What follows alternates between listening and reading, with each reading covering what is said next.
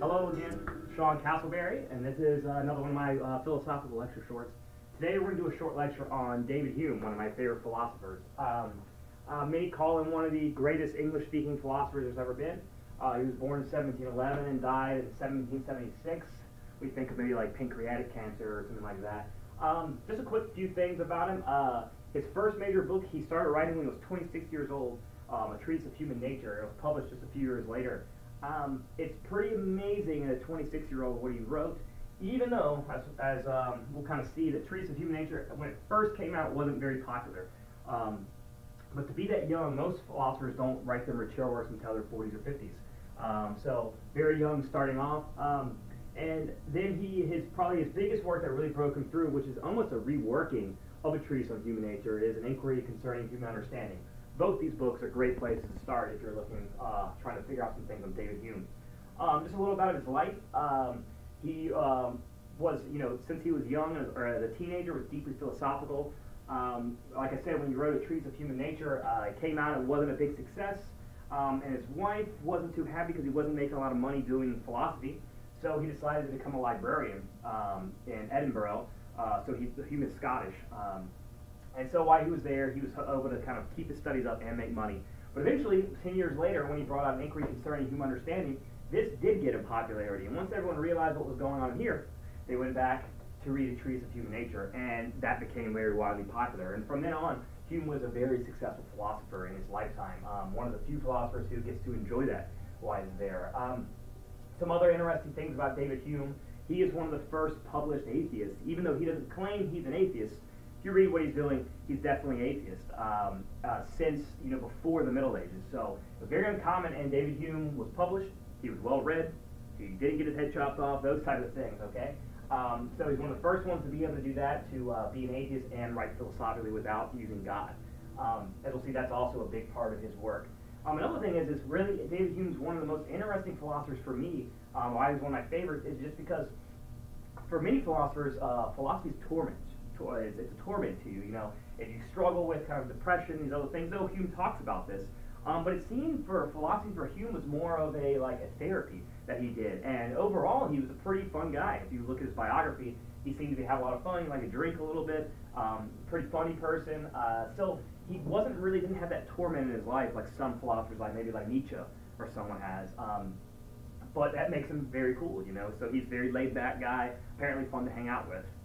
And one of my favorite quotes that really, I think, says a lot about who David Hume was in the Treatise of Human Nature. Towards the end, he talks about how doing philosophy, brings him out of the everyday world, and he's in his armchair in his study. And as he's doing philosophy, he starts to realize all these things that he trusts in the everyday world, philosophy just shows you, and reason shows you cannot know these things. And it would bring him into the deepest sense of melancholy.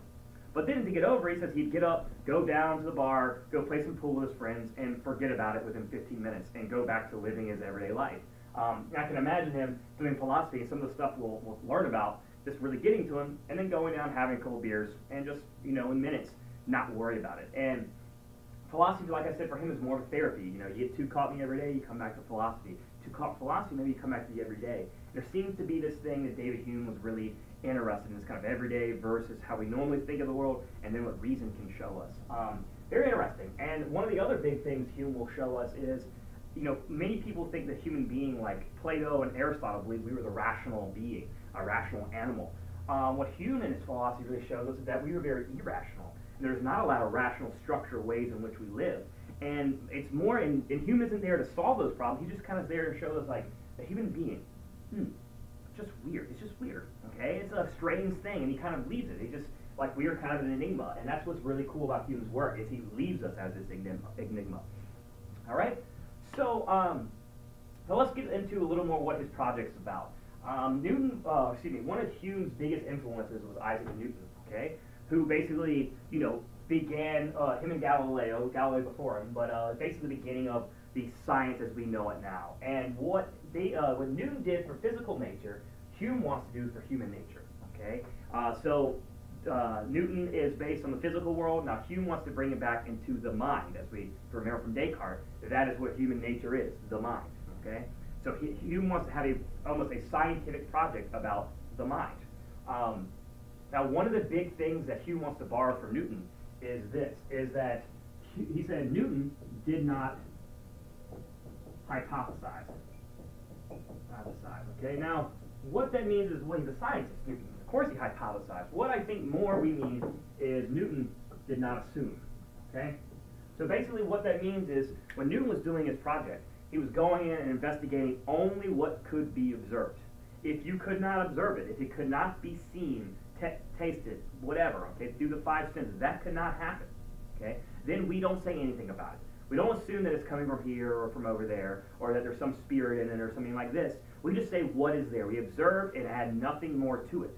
This is what Hume loves about Newton and what he wants to do in the mind. He thinks there are many superstitions, many things that people give to human nature that they've never actually observed. And Hume, being an empiricist, wants to stick to that as stark as he can. And from all the other empiricists we talked about, like Locke or Berkeley, Hume is the most radical. Hume is the one that will stick to this idea more than any.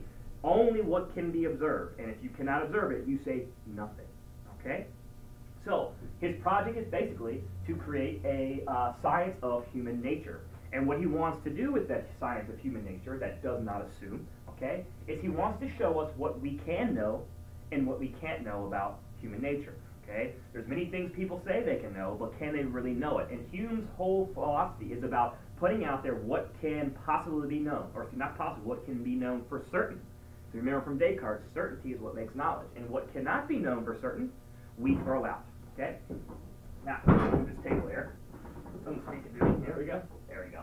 Okay. So, now in this science of human nature that he hopes to bring about, there's a couple goals he wants to do. One of the first ones is he wants to debunk popular superstitions. Now, superstitions like a black cat brings you bad luck, or if you walk under a ladder, you get bad luck, okay? Something that basically you believe in but has no proof or you have no knowledge if it's really true whatsoever. Now, popular superstitions, what do you think he means by that? Well, one of them will be God, okay? That is one of his superstitions that he wants to rid us of, or at least show us that we cannot know something like if there's a God or not. But also not just that, he also wants to show some of the superstitions of Berkeley, who's hugely influential on Hume, of Locke, who was influential on Hume, and Descartes, who was influential on Hume, and many other philosophers who add things into their philosophy that Hume says cannot be observed, and therefore we must throw it out. So all those superstitions he hopes to get rid of. Now, the second thing he wants to do is he wants to create a foundation for the physical sciences. Hume thinks that a science of human nature is more fundamental and more primary than a science of physical nature. Now, why in the world would someone think that? Typically, it's the other way around. A lot of people think science comes first, philosophy second. Not for Hume, okay? Philosophy of a human nature, or a science of human nature, is first. And the main reason is this, is that who does physical science? The human being does it. Newton is a human being. The scientists are human beings. And if we don't, for Hume, if we don't understand what we can and cannot know as human beings, how are then we supposed to go out and know what we can and cannot know in physical nature? So what Hume wants to do is to get us right. And so once we have this right and what we can see and what we can observe and what we can observe, what we can know and can't know, once we have those things settled, we can go out and be even better scientists and know what we can say about the world and what we can't. And so that's why he takes human nature as more primary and more fundamental than science. And he sees it will pace a foundation for physical sciences. And really he sees his job as being right one with Newton's job. Okay? That he is doing something just as important as Newton is, and if not, actually trying to help support what Newton was trying to do. Okay? So that kind of gives us the introduction to what David Hume's philosophy is all about, all through here. Now, let's talk about now the specifics, some of the things we'll need for the future when we talk about the problems of induction and a few of the other things. One of the big things is human nature for Hume is the mind.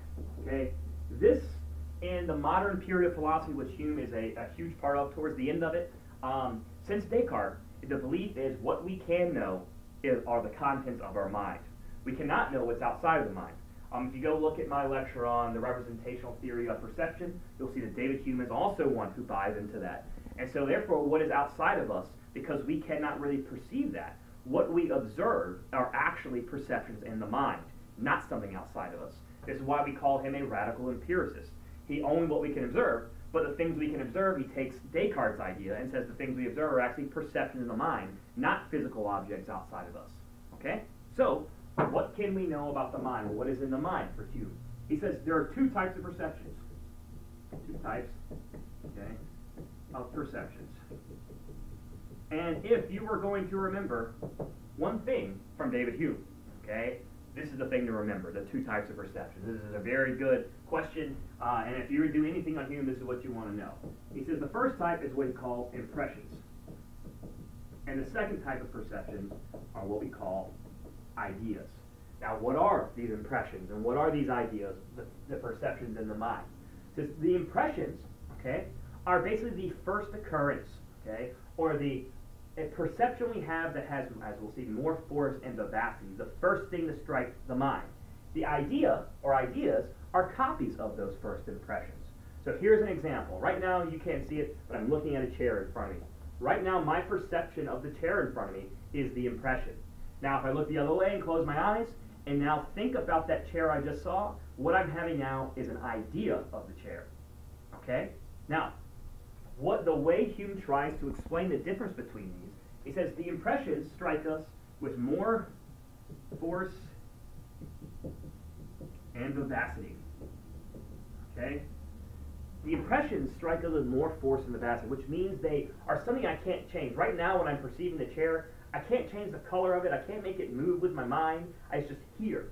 Okay? But when I think about that and create an idea or a copy of that impression and think about the chair, now I can make the chair folded or out.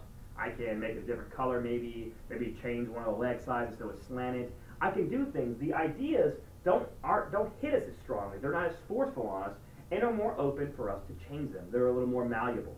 And this is why he says ideas are copies. Okay? Now, one thing is like, wait a minute. So you're basically saying that impressions are the first occurrence from the external objects outside of us. Like, here's my mind, the chair outside of me, and my first perception of that chair, which is outside of me, is an impression. And then the representation of that in my mind is the idea. That is not what Hume wants us to think. Not at all. Because remember, Hume does not assume. Okay? We do not know, once we accept that representational theory of perception, which Hume has done, that we cannot know what's outside of us. And to assume that my perceptions come from some physical world would be wrong. They might, according to Hume, but we cannot know that. We can only say what we know. And so this is the reason why he doesn't use externality to explain impressions and internality to explain ideas. He needs to all explain them from being within the mind. So the impressions literally are, the only difference between them and ideas is that impressions are more forceful. We don't have as much control over them. They strike us much more deeply. They call it the force and vivacity on which they strike upon the mind. And the ideas are just weaker copies of those things. But all of them, impressions and ideas, form, according to Hume, as far as we know, in the mind. And that's all we can say about it. Okay? So, two types of impressions and ideas, or two types of perceptions, impressions and ideas. Okay? Now, he doesn't stop there. What he wants to go is then claim there are also what he calls simple impressions and simple ideas. So let's put them up here. Okay? Simple impressions, okay, and simple ideas. Now, what does he mean by this? Okay, so let's take a wooden table. My impression right now, okay, my full impression, I'm looking at the wooden table. Okay, maybe I start thinking about it later today, and I have an idea of that same wooden table. Now, that is an impression. But Hume also wants to say that impression is made up of smaller, simpler impressions. Like, there's the table in itself, but it also is made up of metal, the impression of metal, the impression of wood, maybe the impression of a certain color that it might be, the impression of the grain in it, okay? It's made of much smaller impressions. Now, where Hume gets this is Locke is one of the main people who also started this idea. It's almost like there are atom-like impressions, smaller ones, which come together to make up this bigger impression called the table. And obviously, it makes sense that the table is made up of different things, okay? So he says they're made up of simple impressions. Now, that goes very easily over to the same thing we said here about simple ideas. The simple ideas are copies of those simple impressions. So, the wood grain and the wood color and the metal that makes up the legs and the shape and all these different impressions I get, I can also have copies of those as ideas. I can think about that metal and maybe put it on something else, or think about that wood grain and put it on a chair instead of a table. It's a little more malleable, much like here, but the simple impression ideas work the exact same way. Then they make up the larger impressions, and when we say something like a table, or a horse, or a person, they are all made up of smaller impressions. Okay? Now, why is he making a big deal? Because what he wants to do is set up this very, very simple kind of principle, but that he will take and radicalize and use with some devastating effects on some of our most important standing ideas in philosophy. Okay? And then he claims this. He says, all simple ideas correspond, okay, to put every simple idea, let's do it this way, every simple idea, okay, every simple idea corresponds to a simple impression. Alright? So he says every single copy, every single simple copy, every single simple idea that we have corresponds to a simple impression. There are, and then what if we take the negation, or not the negation, but the negative side of this principle, he wants to say this. There are no simple ideas that we have that do not first begin with a simple impression. And if you have an idea, a simple idea, that does not have a corresponding simple impression, then that idea is nonsense. It is a confused one. It's like I'm talking about something that has no content to it. It's like going blah, blah, blah. Okay? Every simple impression, or every simple idea, must come from a simple impression. And so what he's saying, there is no idea that we can just make up, that we can just pop into our head, that didn't come from something, some perception of an impression in which we observed. Every simple idea must come first from an observed simple impression. Okay? So what he's saying is, every original idea, if we want to think, every original simple idea at least, must first start from something we observed. We cannot just pull an idea out of nothingness, which goes against what many philosophers to this point had said. Now, you might be saying something. You're like, wait a minute. I can come up with an idea right now of something that I know I've never observed. Okay? What would that be? Maybe you say in a dream, I have an observation of a monster. Okay, a green monster, or I have observed, or at least I have an idea of a unicorn, though I've never really seen one. Okay, now what we want to point out is Hume says simple idea, simple impression.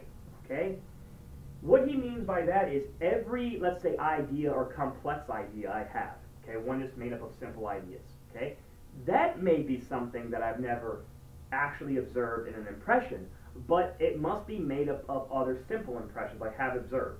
For example, a unicorn. Though no one's ever observed the real impression of a unicorn, okay, we have observed a horse, okay, and we have observed horns before. And what we do is a simple idea of maybe of what it means to be a horse and what it means to be a horn.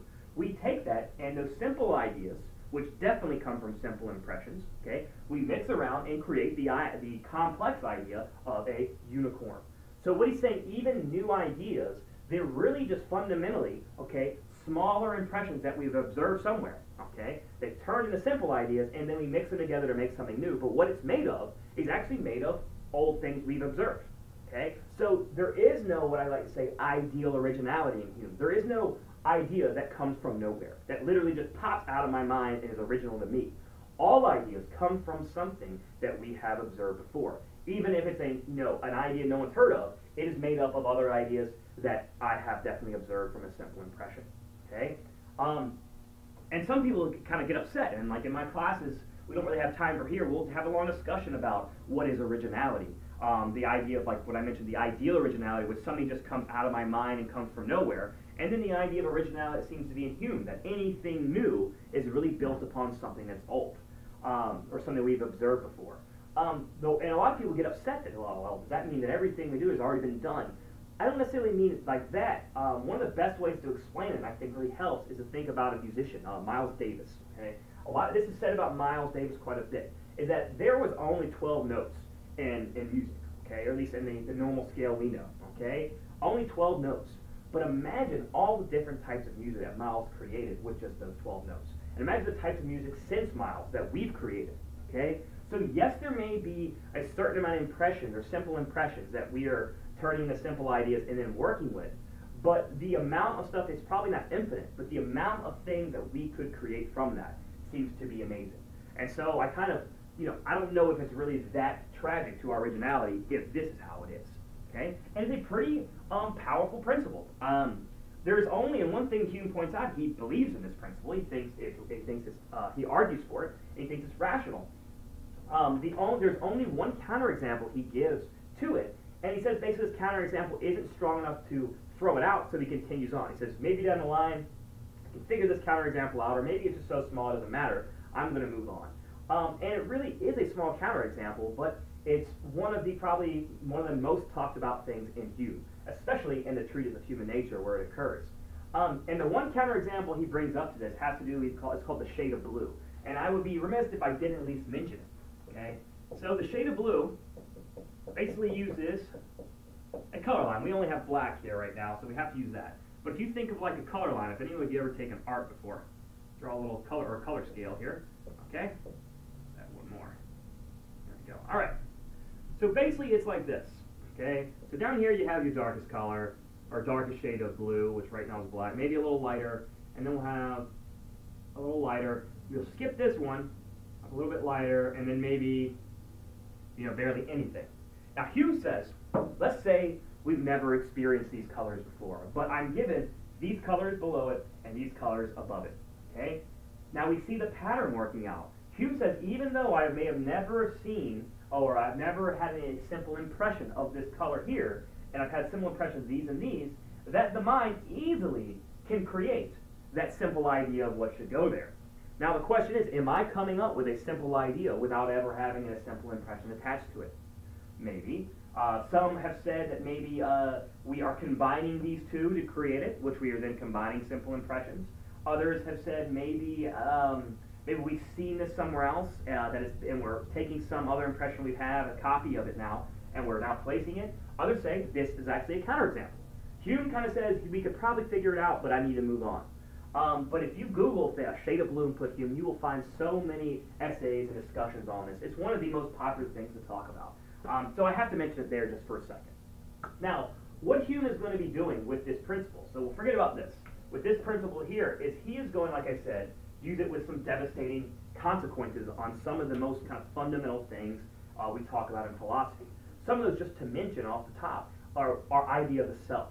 He's going to show us with this idea that perhaps we cannot know if we really are a single unity, a self that makes up me. That this is something that we have no simple impression that corresponds to it. Okay? He will also show us problems in causation, which is really important to science. It's cause and effect. Where is that simple impression of cause and effect? As we'll see, it really is missing as well. And then we say, well, our idea of it must be confused. Okay? Some major things we use all the time. And the one we're going to concentrate on my next lecture, and is really probably one of his most famous attacks, is his critique of induction, which is one of the cornerstones of what makes science science. And it's important for him to take. If he wanted to create a foundation for Newton, he needs to take this on.